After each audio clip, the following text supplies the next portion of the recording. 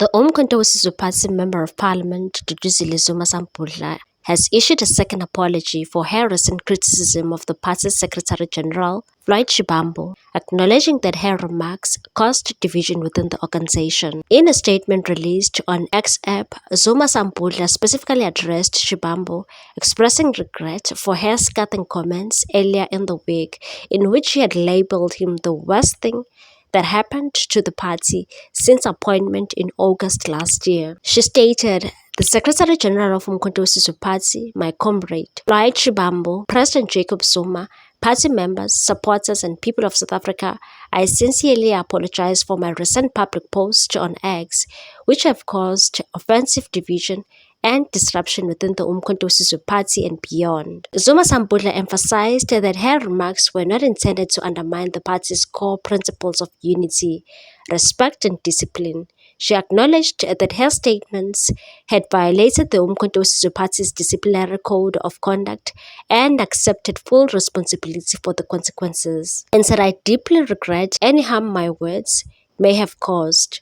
I take full responsibility for my statements and commit to upholding the values and integrity of Umkhonto weSizwe moving forward." The latest statement marks a shift from Zuma Sampudla's initial apology, which was directed at her father, Umkhonto weSizwe Party leader Jacob Zuma, as well as the broader party leadership. At the time, she had not explicitly mentioned Shivambu in her apology, drawing criticism for failing to address the individual most affected by her remarks. Shivambu, who left the Economic Freedom Fighters to join Umkhonto weSizwe Party, was appointed national organizer in August before being elevated to Secretary-General in November. In her extended statement, Duduzile reiterated her commitment to the party's mission and pledged to reflect on her actions, and said, "I remain committed to working towards unity, progress, and the total liberation of our people. I humbly ask for the understanding and forgiveness of my fellow comrades and the South African public.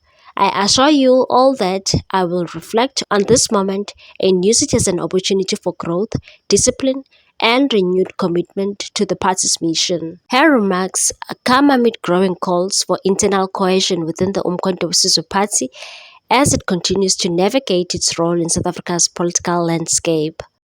Meanwhile, the former Economic Freedom Fighters Member of Parliament, Dr. Mbuyiseni Ndlozi, has embarked on a new chapter in his career as the host of Power Talk on Power FM. His tenure as the new show's presenter will begin on March 3, 2025.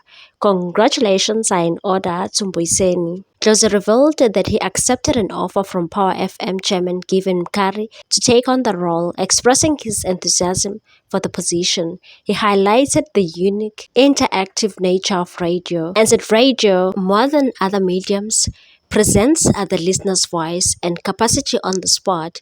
It thrives on real-time interaction. I'm eager to engage with audiences and bring intellectual resources to the forefront, whether in community development, business, education, the arts, or political policy making. Ndlozi's move to radio follows his recent resignation from the EFF, a decision he described as the result of deep reflection, and said, "I have chosen to step away completely from party politics. I believe I have made my contribution in that space. South Africa is not a one-party state, and politics is a free activity.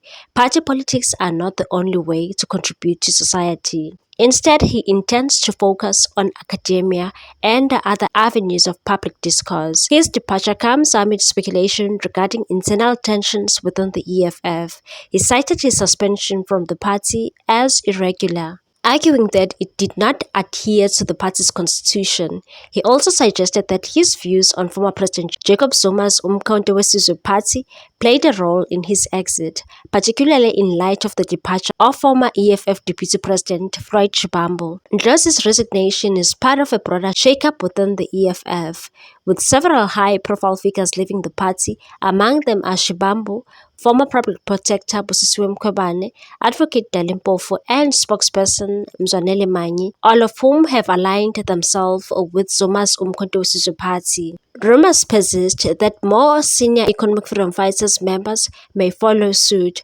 raising questions about the party's internal stability. During a recent appearance on Podcast and Chill with MacG, Dlozi expressed concerns about South Africa losing experienced political figures such as former Foreign Affairs Minister Naledi Pandor, who he believes still have much to offer.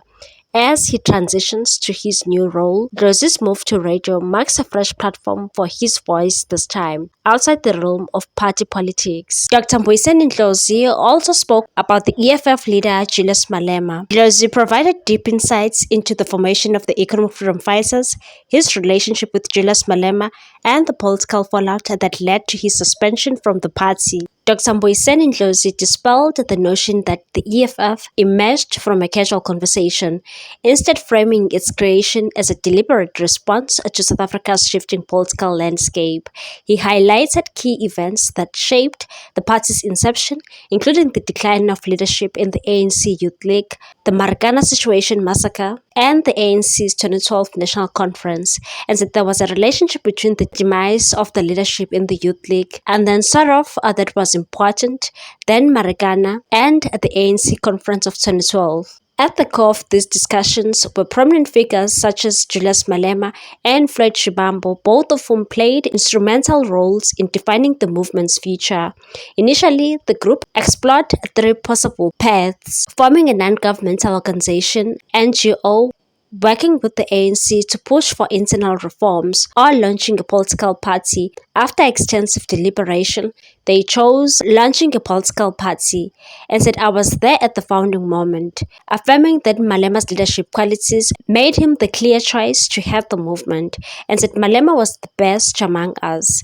There was no doubt in my heart and in the hearts of many, even likening Malema's role in economic emancipation to the legacy of Steve Biko and the Black Consciousness movement. Throughout his political career, Dlozi had often been labeled as Malema's ice boy, or as some put it, salt to make gin. Rather than taking offense, he reframed these comments as a testament to his ability to serve, a quality he believes is central to true leadership, and said, "It means I know how to serve. It's important, even though you are a great man yourself, you don't mock the person that prepared the room before you sat on that chair." It dismissed suggestions that he had been sidelined within the EFF, asserting that leadership takes different forms, and said the idea that I was not leading is wrong in the first place. I was very much in the thick of it. We played different roles. You couldn't be everything. Drawing parallels with ANC stalwart Walter Sisulu, Dlozi emphasized the value of humility in leadership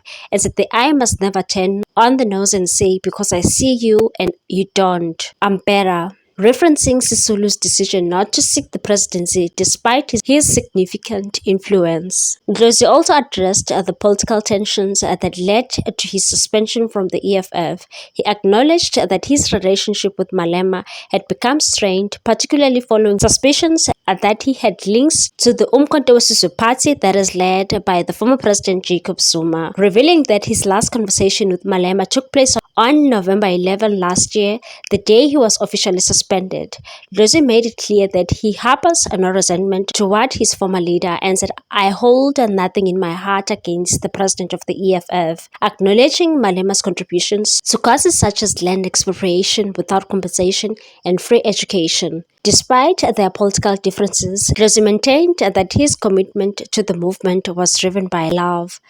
And the progressive revolutions are a high calling that stem from a place of love, and there is no cause that required love more than the liberation of Black people, because Black people are hated and who have been ostracized, bastardized, and socialized into hating themselves.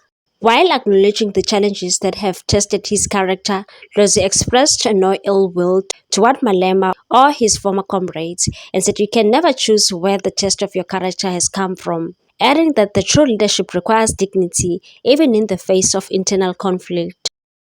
What's your take on this one, people? Thanks for watching. Please subscribe for more news.